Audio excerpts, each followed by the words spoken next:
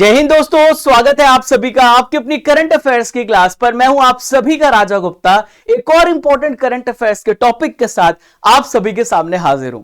अभी हाल ही में ज्ञानपीठ पुरस्कार की घोषणा हुई है। बहुत ही इंपॉर्टेंट टॉपिक है। भारत का जो सर्वोच्च साहित्यिक पुरस्कार है लिटरेचर के क्षेत्र में, वो ज्ञानपीठ पुरस्कार है। तो दोस्तों 58 नंबर के ज्ञानपीठ पुरस्कार की घोषणा हुई। बहुत सारे क्वेश्चन आपके एग्जाम में पूछे जा सकते हैं आने वाले एग्जाम में। इस साल बहुत सारे पेपर होने वाले हैं। पुरस्कार की स्थापना कब हुई, कितनी धनराशि मिलती है, पहला व्यक्ति कौन था, ऐसे अनगिनत प्रश्न पूछे जा सकते हैं। उन सबको हमने यहां पे डिटेल से कवर किया है। सबसे पहले हम इसका पूरा थ्योरी पढ़ेंगे, फिर हम इससे रिलेटेड एमसीक्यू भी करने वाले हैं। तो बहुत ध्यान से थ्योरी पढ़िएगा, सभी इंपॉर्टेंट पॉइंट को नोट कीजिएगा।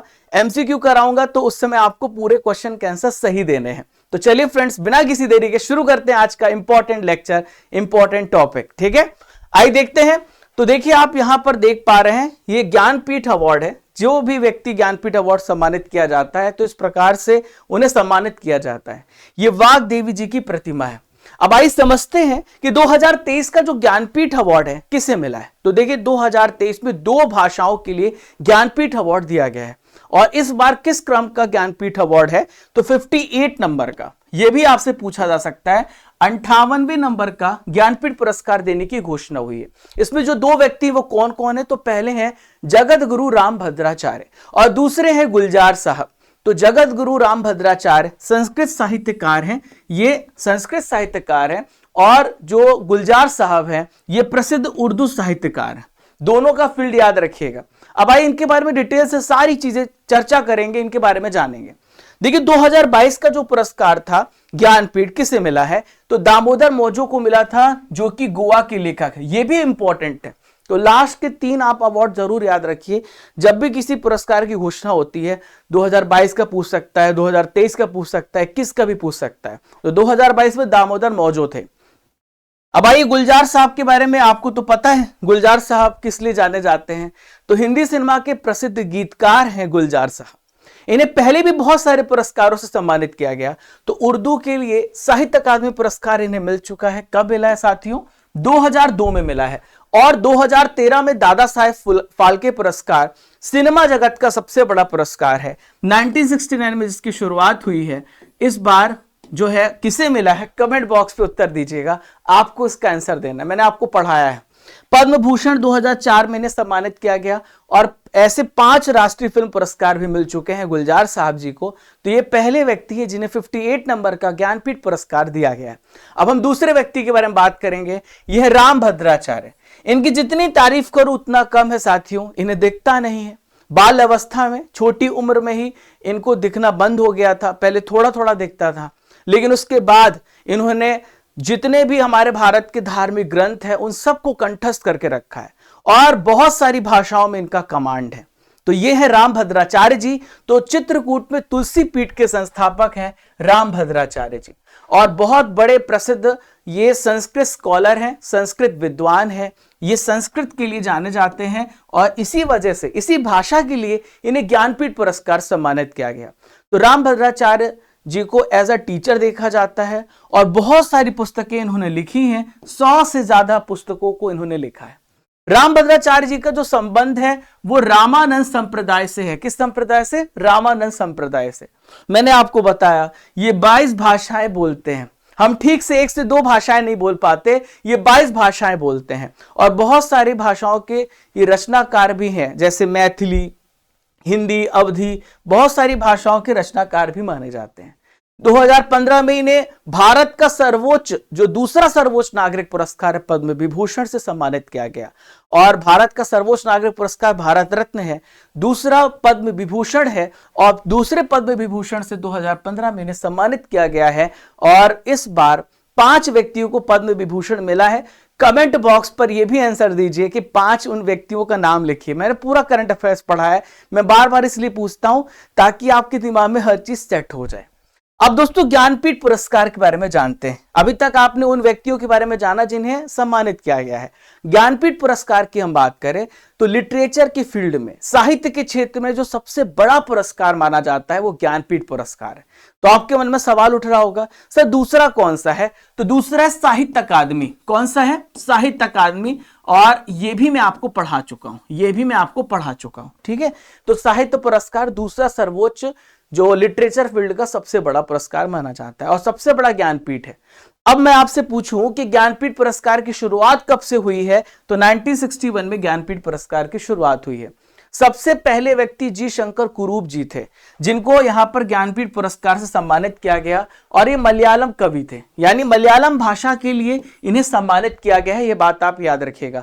इनकी जो कृति है यह है ओडोकुझल के लिए इन्हें पुरस्कार दिया गया है 1965 में। अब देखिए ज्ञानपीठ पुरस्कार में एक विशेष बात आपको याद रखनी है। क्या ये विदेशियों को पुरस्कार दिया जाता है? तो आमतौर पर हमारे भारत में जो बहुत सारे पुरस्कार से पद्म विभूषण है, पद्म भूषण है, वो भी विदेशियों को दे दिया जाता है। क्या ज्ञानपीठ पुरस्कार दिया जाता है? तो मैं आपको कहूंगा नहीं, सिर्फ भारत के सिटीजन को, भारत के नागरिक को ही ज्ञानपीठ अवार्ड दिया जाता है। यह बात याद रखिएगा। हमारे संविधान में 8th शेड्यूल है, उसमें 22 भाषाएं हैं, और 22 भाषा में कोई भी अच्छा कार्य करता है किसी भी भाषा में तो उसको यहां पर दिया जाता है। लेकिन दोस्तों साहित्य अकादमी पुरस्कार में एक जो विशेष बात है, ये 24 भाषाओं में दिया जाता है। उसमें राजस्थानी और अंग्रेजी दोनों को जोड़ा जाता है। अब सवाल उठता है इसमें कितनी कैश प्राइज मिलती है? तो इसमें 11 लाख रुपए कैश प्राइज मिलती है और एक प्रशस्ति पत्र मिलता है, और ये वाग देवी की प्रतिमा है, कांस्य प्रतिमा है, ये प्रदान की जाती है। शुरू में मैंने आपको दिखाया था, बताया था। अब दोस्तों ज्ञानपीठ पुरस्कार की हम बात करें, क्या ये मरणोपरांत दिया जाता है? तो आप बताएंगे नहीं। भारत में सांस्कृतिक संगठन भारतीय ज्ञानपीठ द्वारा प्रायोजित होता है। तो ज्ञानपीठ पुरस्कार सांस्कृतिक संगठन के द्वारा, कल्चरल ऑर्गेनाइजेशन के द्वारा ज्ञानपीठ पुरस्कार दिए जाते हैं। अब दोस्तों चयन बोर्ड की जो वर्तमान अध्यक्ष हैं, मेरे पीछे आप देख पा रहे हैं, यह है श्रीमती प्रतिभा राय। ज्ञानपीठ अवार्ड के अभी प्रेजेंट में ये क्या है? चयन बोर्ड की अध्यक्ष हैं।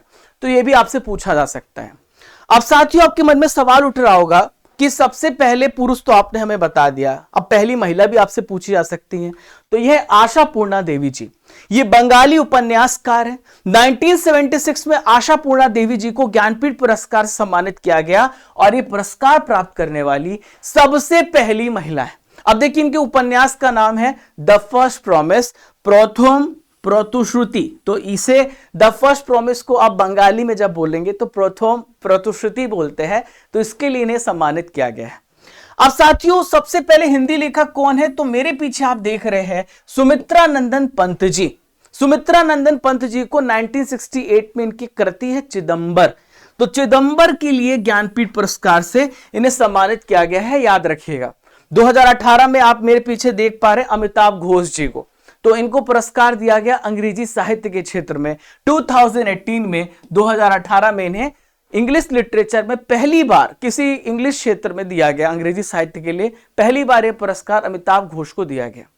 साथियों यहां पर अब मैं आपको पिछले 4 से 5 साल के जो विजेता हैं सबका नाम बता रहा हूं, ठीक है, ध्यान रखिएगा। 2018 में अमिताभ घोष को मिला अंग्रेजी भाषा के लिए और 54वां ज्ञानपीठ अवार्ड था।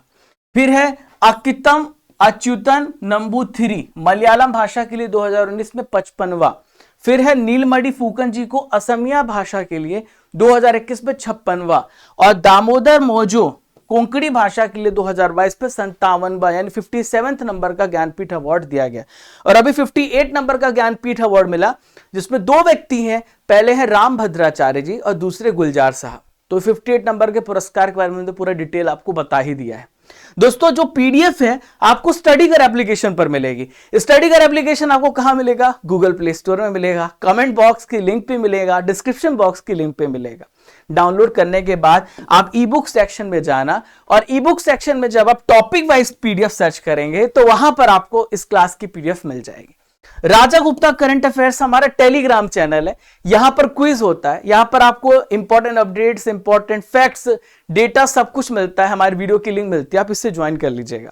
और चैनल पर पहली बार आ रहे हैं तो आप ये सब कर सकते हैं। दोस्तों अब आपके लिए यहां पर एक क्विज है, छोटा सा क्विज है, मैंने आपको बताया था कि पहले मैं पूरा थ्योरी पढ़ाऊंगा और फिर मैं एमसीक्यू कराऊंगा, मैं उस पर आ गया हूं। बहुत ध्यान सुनिएगा। अब आपकी टेस्ट की बारी है और जो क्वेश्चन आ सकते पूछे जा सकते वो भी मैंने यहां पे कवर किए हैं। पहला ज्ञानपीठ पुरस्कार किस वर्ष दिया गया? तो 1965 में जी शंकर कुरूप को, मलयालम कवि हैं, उनको दिया गया। 2023 तक अब तक कितने लोगों को ज्ञानपीठ पुरस्कार सम्मानित किया जा चुका है? तो ये जो लिस्ट है 64 पहुंच चुकी है। अब तक 64 व्यक्तियों को ज्ञानपीठ अवार्ड मिल चुका है। ज्ञानपीठ पुरस्कार में कितना नगद राशि मिलती है? How much money is given to Jnanpith award? जो भी विजेता होता है तो उसमें 11 लाख रुपए की राशि प्रदान की जाती है। कमेंट बॉक्स पर आंसर आपके जारी रहने चाहिए। ज्ञानपीठ पुरस्कार कितनी भाषाओं में दिया जाता है? तो टोटल यहां पर 22 लैंग्वेजेस है, 22 भाषाओं में दिया जाता है। जगत गुरु रामभद्राचार्य जी को पद्म विभूषण से कब सम्मानित किया गया था? तो इन्हें सम्मानित किया गया 2015 में। आपको पढ़ा है। ज्ञानपीठ पुरस्कार प्राप्त करने वाले पहले हिंदी लेखक कौन है? तो सबसे पहले हिंदी लेखक थे सुमित्रा नंदन पंत, और इनकी जो कृति थी वो क्या नाम था? वो था चिदंबर। क्या है? चिदंबर। गुलजार साहब को दादा साहेब फाल्के पुरस्कार किस वर्ष सम्मानित किया गया? इस साल इनको यहां पर ज्ञानपीठ पुरस्कार मिला है। दादा साहेब फाल्के अब कब मिला था? तो ये बताएं आप। तो ये है 2013 में। अच्छा, इस बार का दादा साहेब फाल्के पुरस्कार किसे दिया गया है बताइएगा। चित्रकूट के तुलसी पीठ के संस्थापक फाउंडर कौन है? तो साथियों ये है जगत गुरु रामभद्राचार्य, संस्कृत स्कॉलर है। किस वर्ष से अंग्रेजी भाषा को ज्ञानपीठ पुरस्कार के अंतर्गत शामिल किया गया? देखिए पहले केवल 22 भाषाओं में दिया जाता था, लेकिन अंग्रेजी को भी इंक्लूड कर दिया गया है। तो 2013 में अंग्रेजी को शामिल किया गया है। नेक्स्ट है, पहला ज्ञानपीठ पुरस्कार किस भाषा के लेखक को दिया गया था? तो दोस्तों ये थे मलयालम भाषा के जी शंकर कुरूप जी। ठीक है। 2022 में किसे ज्ञानपीठ पुरस्कार सम्मानित किया गया था? मैंने आपको पढ़ाया, दामोदर मौजो जी को, और गोवा के हैं। किस राज्य के हैं? गोवा राज्य के हैं। नेक्स्ट है, दामोदर मौजो किस राज्य से है? क्वेश्चन ये आ गया, मैंने आपको बताया था, पूछा जा सकता है। तो गोवा राज्य से बिलोंग करते हैं। 2021 में किसे ज्ञानपीठ पुरस्कार से सम्मानित किया? 2021 में पूछ रहा हूं, 2022 पता चल गया, 2023 पता चल गया। तो यह नीलमणि फूकन, असमिया कवि है। ठीक है। अमिताभ घोष को ज्ञानपीठ पुरस्कार कब दिया गया? अमिताभ घोष को 2018 में ज्ञानपीठ पुरस्कार दिया गया अंग्रेजी के क्षेत्र में। 2019 में किसे ज्ञानपीठ पुरस्कार से सम्मानित किया गया था? 2019 की बात कर रहे हैं। तो यह नंबूथिरी मलयालम के लिए। जगत गुरु रामभद्राचार्य जी को किस भाषा के लिए ज्ञानपीठ पुरस्कार मिला है? तो इस साल मिला है, इंपॉर्टेंट है, संस्कृत भाषा के लिए मिला है।